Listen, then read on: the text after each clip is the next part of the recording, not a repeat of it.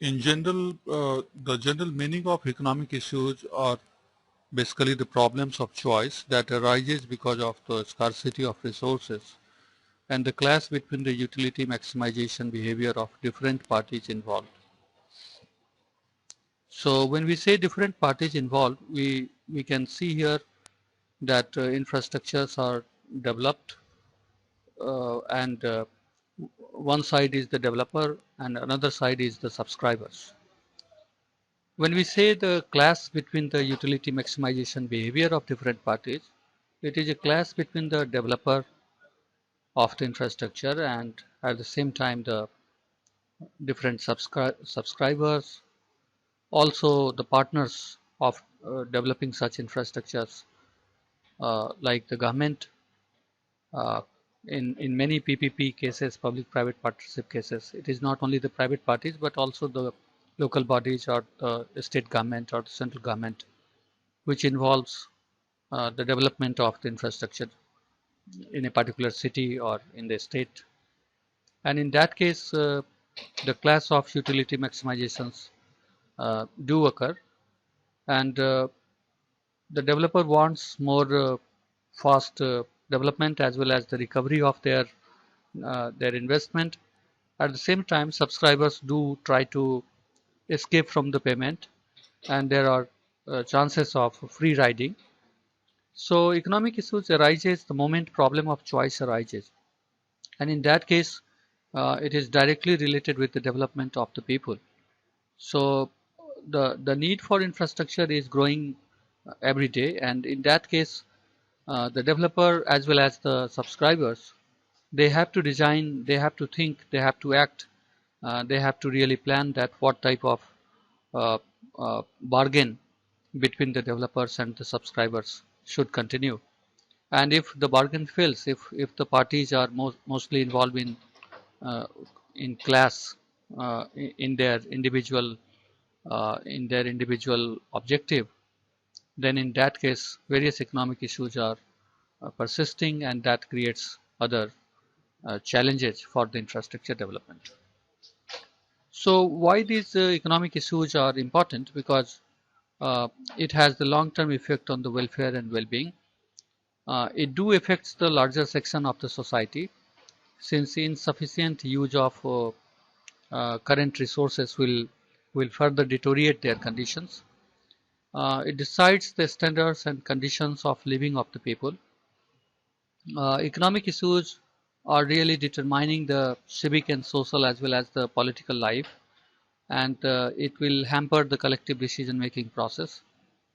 Uh, it explains the causes of growth of countries and regional disparities, and economic issues do affect the social, political, and human rights in a particular economy. So, some of the common economic issues faced in majority of the countries today, especially in the infrastructure development projects, are basically the urban bias in infrastructure development, inequality between the rich and poor, the digital divide, the energy security, and the consumerism. So, what is basically urban bias in infrastructure development? Uh, we know that infrastructure development is mainly concentrated in urban areas today. Airports, ports, highways, metro rail, telecom, etc. are the part of urban life, and rural areas are really lacking in terms of basic infrastructure facilities. Social infrastructures like hospitals, schools, sanitation, etc. have also an urban bias, and we find that most of the good schools, good hospitals are not in rural area but in urban area. So majority of the local people, rural people, they have to migrate for these facilities from rural area to urban area. And in case of physical infrastructure also, when we see the airport, ports, highways, metros, and other physical facilities developed in urban areas, we find that majority of the people do have to migrate from the local place to the urban place in search of jobs, because we have discussed in detail in our previous lectures that these infrastructure facilities provides an opportunity to have the bigger size of the market. It do provides an opportunity to have more employment generation. It do provides basic facilities in terms of uh, transportation and uh, moving factors of production very fast from one place to other place. So this is one of the major economic issues in infrastructure development, and that is the urban bias. So urban bias in infrastructure development really led to the problem of rural-urban migration and associated uh, associated with the congestion in provision of services in urban areas. One can see here the slum population as percentage of urban population, and if we can see here the Southern Asia, uh, three different years data, 1990, 2000 and 2010 data is showing us uh, the recent trend in the slum population as the percentage of urban population. And in Asia, the percentage which was 47.2% slum population as a percentage of urban population, it has reduced to 57 to 45% in 2000, and by 2010 it has reduced from 45% to 35%. In Latin American and Caribbean economy, the percentage has dropped from 33% in 1990 to 29% in 2000, and now it has further dropped to the level of 23%.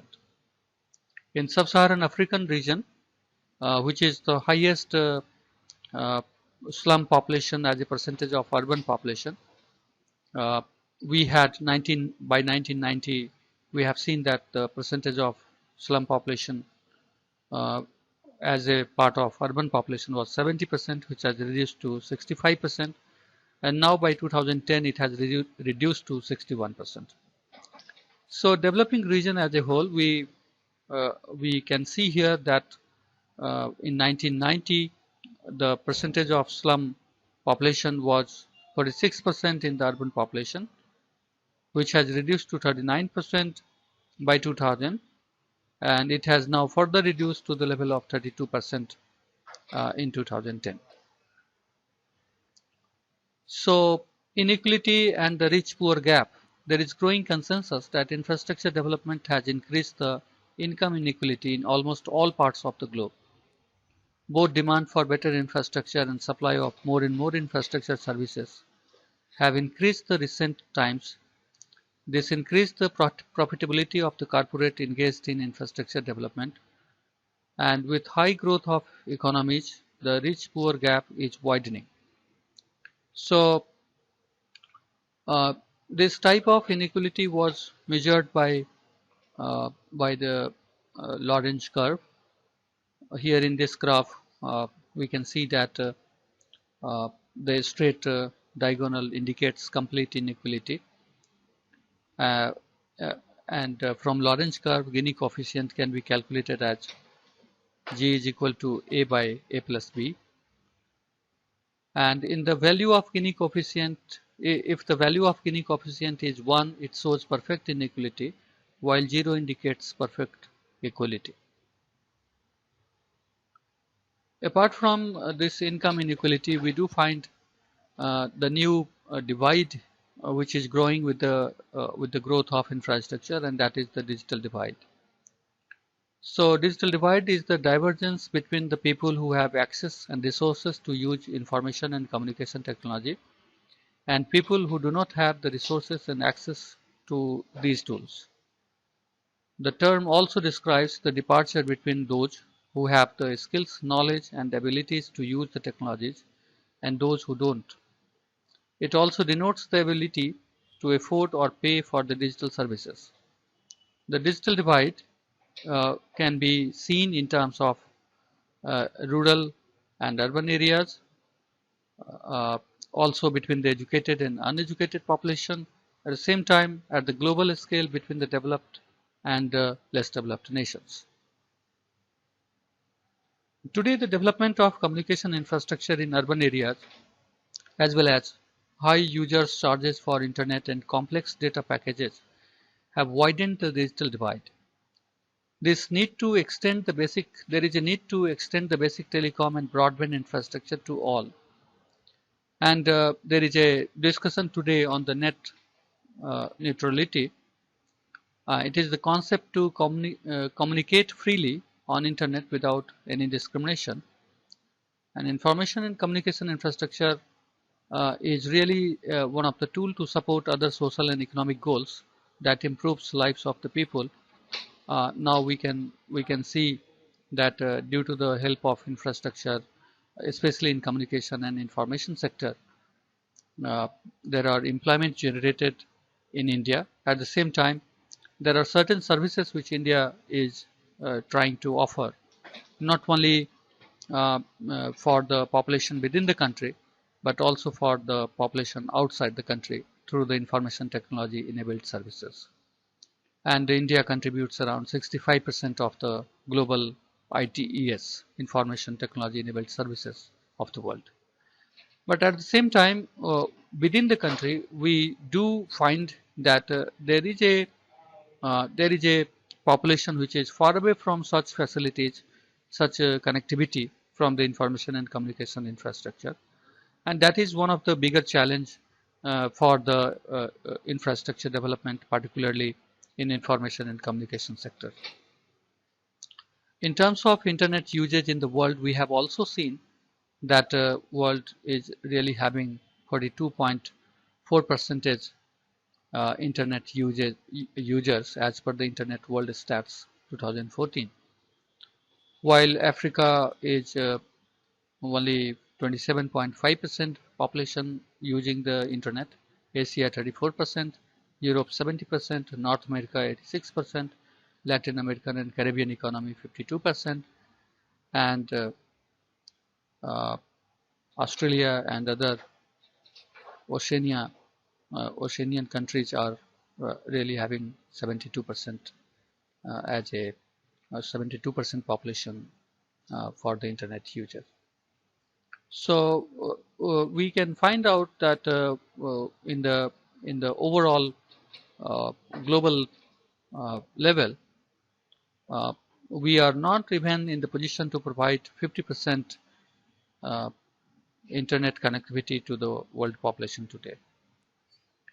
Like that, we have energy security as one of the major economic issues today in the field of infrastructure development. Uh, Energy security is central for sustainable economic growth and poverty reduction. This is empirically proved by many economists all over the world that the country which has more per capita energy consumption, they are much better in their productivity. They have more manufacturing activities. So despite rising global energy use, many poor people in developing and less developed countries lack access to adequate, affordable and reliable energy supplies. And that is one of the major constraint for the growth, productivity and employment in many underdeveloped economy today. So maintaining energy security is a challenge which ranges from global supply to the household access. The IEA World Energy Outlook 2010 estimated that 1.4 billion people around the world still lack access to electricity, and projected to fall only marginally to 1.2 billion by 2030. And that is one of the major economic issues in infrastructure development, because infrastructure development cannot be sustained without proper energy security, whether it is ports, whether it is airports or railways or uh, or other transportation facility. We need energy security to sustain those infrastructure. 2.7 billion rely on the traditional usage of biomass. Uh, 2.7 billion population is still relying on the traditional use of biomass, with a projected increase to 2.8 billion in 2030. So prioritizing access to safe, clean, reliable and affordable energy will have immense social and economic benefits, and this cannot be really avoidable if a country has to really grow faster and faster. At the regional level, we find here that the number of people lacking access to electricity in Africa is 587 million, while in India alone, 404 million population is lacking access to electricity. Number of people relying on the traditional usage of biomass for cooking. In case of India, it is 855 million population, while in China it is 423 million population. And the entire developing Asia, the number is 1937 million population. Uh, so this shows that the developing country as a whole uh, is 2679 million population relying on the traditional usage of biomass, while 1,04,038 million population is still lacking access to the electricity. At the world level, we find that 1,441 million population is lacking access to the electricity, while 2,679 million population is really using the traditional usage of biomass for cooking. So universal energy access is a major challenge for the world today, and subsidies to fuels and renewable resources has consequences. Energy use is distorted by insufficient subsidies. Large differences in regional energy prices affects the industrial competitiveness, investment decisions, and corporate strategies. High global energy prices have brought greater international focus on economic impact of energy, supply distortions, and high and volatile energy prices. Infrastructure services such as clean water, urban transport, gas pipeline, and communications have important consumption benefits, and their availability is measure of the basic welfare of the population. Efficiency and opportunities increase with infrastructure facilities. The development of infrastructure facilities have developed new consumerism in the society. And we find that today's world is completely different from the world which we had 20 years before or 30 years before. Lots of new items such as mobile phones and computers, laptops, personal computers are added in our day-to-day life. And we need more electricity today. We need more better city today, clean and green city today. In some other discussion, we will also find out that how environment is also one of the major issues in infrastructure development that we will discuss separately. But here we can find out that some of these economic issues which we have discussed today are really important for infrastructure projects, because the need for infrastructure development is not because not because a country has to grow, but the need for infrastructure development is also available, also continuing, because the other countries should also grow, because we are in the interdependent world, and a country's poverty, a country's uh, poor condition is remain uh, hampering the poverty of other, the richness or the prosperity of the other countries, as Ragnar Nakse has also pointed out. So in the sense of consumerism, we cannot really say that the world needs uh, a consumer-free, a consumption-free world. The entire production mechanism, entire globalization process is fully dependent on the consumerism, and to sustain that consumerism, to sustain that global integration, sustain that globalization process, we need to have uh, more faster development in infrastructure. So how to tackle those economic issues? Because economic issues are pervasive, thus need to be addressed most urgently. Identifying uh, uh, to identify where government is needed for developing infrastructure and areas where the private sector is better in providing these facilities are important for country like India and other developing country. So a proper coordination between public sector and private sector, and what type of PPP models are important, that is also one of the economic issues which has to be tackled properly. Infrastructure development must meet the needs of the local people. Uh, we have seen in many projects in many countries that when we are developing infrastructure projects, in some of the projects we have ignored the local people, and that has created again a challenge for the infrastructure development projects in that region. So what are basically the uh, major major conditions of the local people?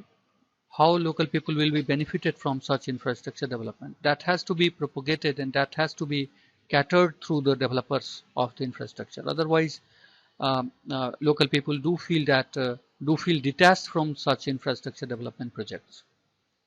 So better infrastructure should be provided with proper balance and taking into account the regional disparities, which is the new trend and new thought coming up in the infrastructure development projects, because such thoughts were more visible in some of the developed countries, but developing countries has neglected varieties of local issues.